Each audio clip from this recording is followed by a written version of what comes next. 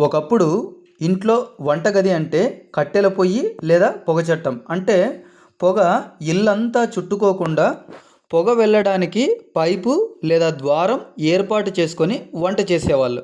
ఇప్పుడైతే మారుమూల పల్లెటూళ్ళలో కూడా కట్టెల పొయ్యి విధానం లేకుండా గ్యాస్ స్టవ్ సిస్టమ్ వచ్చేసింది.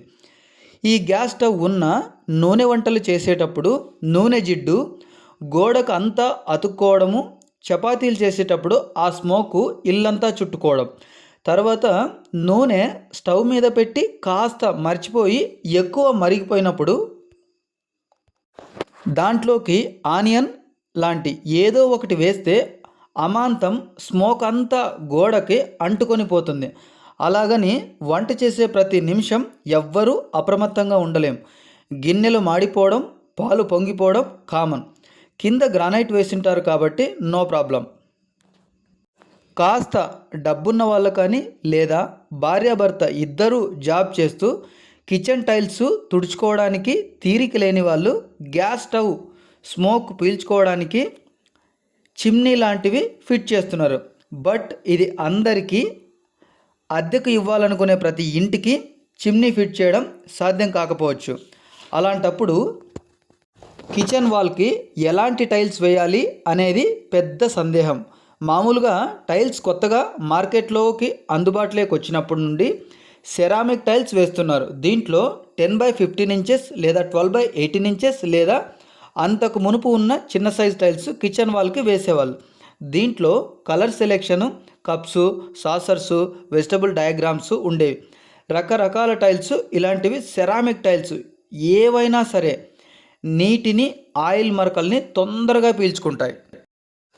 కావాలంటే సార్ మీరు వాడే ప్రతి బాత్రూంలో సెరామిక్ టైల్స్ అన్నీ సోప్ మరకలు అలాగే ఉంటాయి. కొన్నప్పటికీ ఇప్పటికీ దాని రూపురేఖలే మారిపోయింటాయి. ఆ మరకలను అలాగే టైల్ మీదనే అంటుకుపోయింటాయి. అలాగని టైల్ లోపలికి చెమ్మ తీసుకోవడం అంటూ ఏమీ ఉండదు. కానీ అలాగని అంత ఈజీగా ఆయిల్ మరకలు, జిడ్డు ఎంత క్లీన్ చేసినా పోవు. అందుకే మేమేం చేస్తున్నామంటే మేము చేసే ప్రతి బిల్డింగ్లోన కిచెన్కి 12x18 ఇంచెస్ వేయడం ఆపేసి 2x4 అంటే 2x4 అడుగుల పొడవున్న హై గ్లాసీ టైల్స్ వేస్తున్నాం.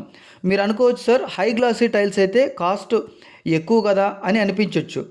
కిచెన్లో ఓన్లీ ఒక గోడకైతే 40 to 50 ఎస్ఎఫ్టీ వస్తుంది. లేదా రెండు గోడలకు అంటే ఎల్ షేప్ అయితే 60 నుంచి 80 అడుగులు, లేదా యూ షేప్ కిచెన్ అయితే 100 ఎస్ఎఫ్టీకి మించదు. మ్యాక్సిమం మీరు సెరామిక్ అయితే ఇంచుమించుగా 60 రూపాయలు ఖర్చు చేస్తే హై గ్లాసీ టైల్స్కి 100 రూపీస్తో పని అయిపోద్ది. అంటే నేను ఎగ్జాంపుల్గా చెప్తున్నాను. ఈ హై గ్లాసీ ఫినిష్ వల్ల టైల్స్ మీద నీళ్ళు, ఆయిల్ ఏది పడ్డా సరే అంటుకోకుండా జారిపోతుంది కిందకి. కావాలంటే 2x4 వాల్కి వేసిన టైల్ మీద, 12x18 వాల్కి వేసిన టైల్ మీద మీ చేత్తో కొన్ని నీళ్లు ఆ రెండింటి టైల్స్ మీద ఒక్కో దాని మీద ఒక్కోసారి చల్లండి. ఏ దాని మీద ఈజీగా జారిపోతున్నాయో మీకే కనిపిస్తుంది.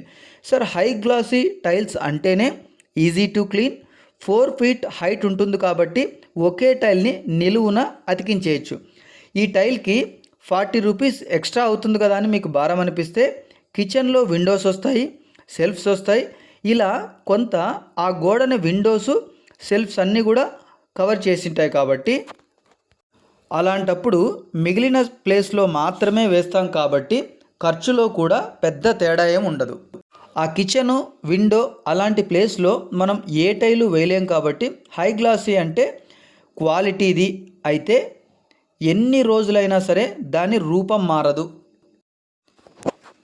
ఎలాగంటే లారీకి, కార్కి వర్షం వచ్చినప్పుడు ఎండ, గాలి అన్ని రకాల పరిస్థితుల్లో డ్రైవ్ చేస్తుంటాం.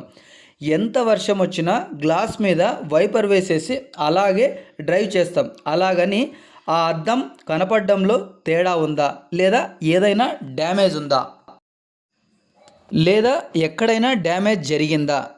ఎక్కడా డ్యామేజ్ జరగలేదు. అలాంటిదే ఈ హై గ్లాసీ టైల్స్ కూడా.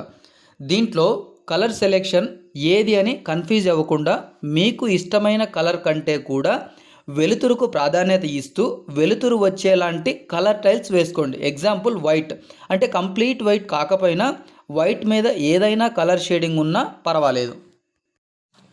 మీరు టైల్స్ వేయించుకుంటే లైట్ లేకపోయినా లైట్ లాంటి వెలుతురును కాస్త ఇచ్చేలాగా ఉంటాయి ఈ 2x4 హై గ్లాసీ టైల్స్. ఇవన్నీ కారణాల దృష్ట్యా easy to clean, no maintenance, కొంత వెలుతురు, దాదాపుగా చిమ్నీ అవసరం లేకుండా మేము 2x4 విట్రోఫైడ్ గ్లేజ్డ్ టైల్స్ వేస్తున్నాం. సెరామిక్కి విట్రోఫైడ్కి తేడా ఏమంటే వర్షం వచ్చినప్పుడు నేల మీద నీళ్లు పారితే దాని గుర్తులు అలాగే ఉంటాయి. అదే బండరాయి మీద నీళ్లు పారితే రాయి మొత్తం క్లీన్ అవుతుంది. అలాంటిదే విట్రోఫైడ్ హై గ్లాసీ టైల్స్ కూడా. అందుకే కిచెన్కి మేము 2x4 గ్లాసీ టైల్సే వేస్తున్నాము. అందుకే అందరూ ఆలోచించమని విజ్ఞప్తి చేస్తున్నా.